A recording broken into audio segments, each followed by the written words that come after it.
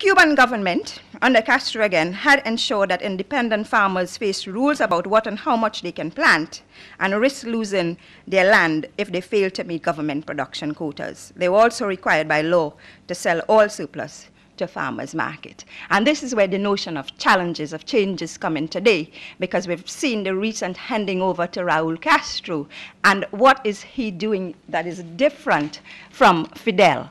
And what is he doing that is different is that immediately after his inauguration in February 2008, he has begun on a drive to revolutionize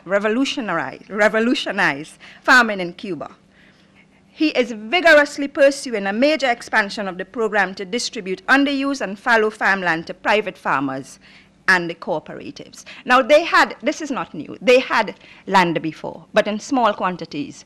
They've decided to take some of this huge mega plots that was owned by the state and distribute it privately. This is one of Raul's drive. You know, Raul has to try to become a popular leader, a populist leader like Castro, because naturally he doesn't have that kind of charisma. But so there's a political dimension to that, but it's also they are preparing for the food crisis, which they themselves have been experiencing. Cuba has modern facilities. It has a qualified workforce for the creation of business partnership for production of pork, chicken, and eggs. And many of the Cuban farmers are pleased with this new initiative. Some had received land and cows for the state in the mid-90s and now hope that they are going to get more access to property. Many have been living on just one plot of land, big enough to graze 4 dairy cows. And so they are looking forward to more land in order to produce more. Now, distributing farmland, like I said, is not new. The government seems willing, however, this time, to give up more control and to get better results. What Raul is doing, he has authorized state stores to sell supplies directly to farmers. This is a key concession, since for decades individuals had trouble legally obtaining as much as a shovel.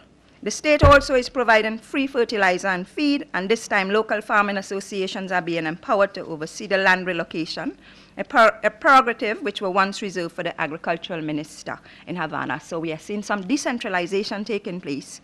They still have to report to a new central control center, but they say that this is to ensure that it doesn't degenerate into chaos. Raul is hoping that independent farmers will do better on their own than toiling for state-run agricultural enterprises. CARICOM itself had neglected food. It was always cheap, and they prefer to focus on tourism and the services sector than for providing cheap food for the population. Another multilateral attempt has been that of Petrocaribe, where member countries agreed for the creation of a Petrocaribe Council of Ministers of Agriculture in order to pay special attention to food production. They agreed to create a fund to finance food production initiatives in Petrocaribe member countries in order to achieve food security. It is impossible that in a summit in today's world the food crisis is not discussed, Chavez declared. We should convert Petrocaribe into a type of anti-hunger shield, a shield to protect ourselves from misery, from hunger. Now, they also agreed to start a special fund in the Bank of Alba to boost food production and combat food shortages. Alba is another regional integration initiative based on cooperation, and the members are Venezuela, Cuba, Nicaragua, and Bolivia. And Jamaica's Prime Minister Bruce Golden offered to contribute $5 million to the Alba Caribbean Fund, and Venezuela said it would contribute $0.50 of every barrel exported. In the same voice, you can't leave Cuba out of this, Chavez paid special tribute to Cuba and the leader of the revolution at the time, Fidel Castro, for their active and efficient collaboration with all Latin American and Caribbean countries, and for their valuable contribution to the development of cooperative initiatives such as ALBA and Petrocaribe.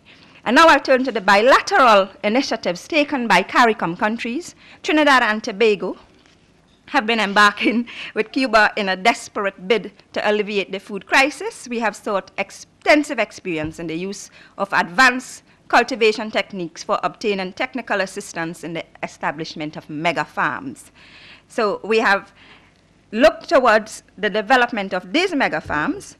The Chaguaramas Development Authority and the Ministry of Housing, Planning and Environment have cooperated to establish a demonstration farm at Chaguaramas utilizing the Cuban agricultural model, and they're actually in the country at the present time. A team of from Trinidad and Tobago had visited Cuba to review the technical cooperation agreement, and they're looking at ways in which Cuba can assist us. And Jamaica, too, is seeking Cuban assistance in the area of agriculture. And on May 28th this year, Prime Minister Bruce Golden and a team visited Cuba, where they announced that they are going to strengthen cooperation in 5 areas, one of which is agriculture. I'm hoping I can do some research on this and find out more exactly what they were talking about. A lot of it had to do with greenhouses, the establishment of greenhouses and protected agriculture.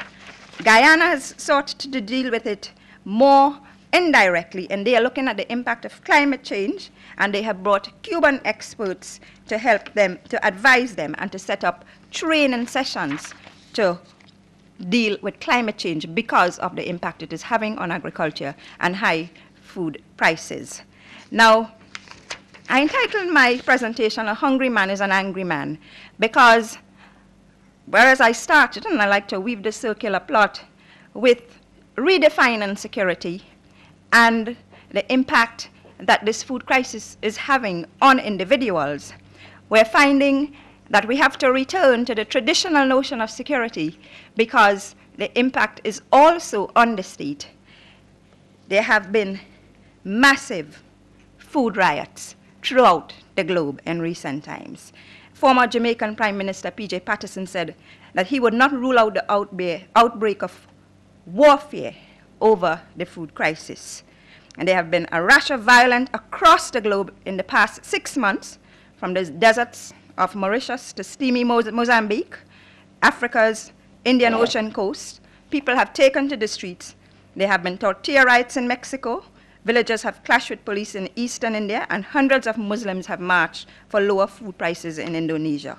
To date, 7 people have been killed in food riots in Haiti.